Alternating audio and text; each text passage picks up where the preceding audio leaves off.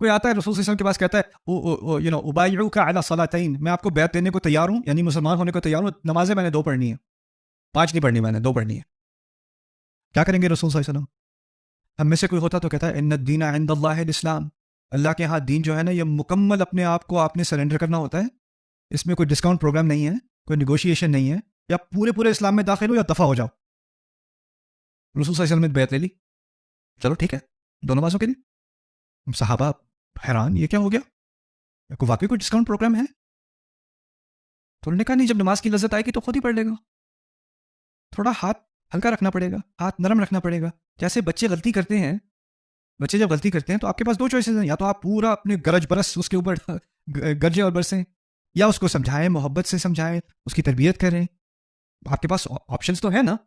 تو یہاں رسول سے کہا جا رہا ہے علیہ الصلوۃ والسلام وَاخْفِضْ جَنَاحَكَ لِمَنْ تَبِعَكَ مِنَ الْمُؤْمِنِينَ. اور ہم جب کہتے ہیں نا کہ ہم سنت کے ماننے والے ہیں اپنے نبی کی، تو اس میں کیا سنت ملی؟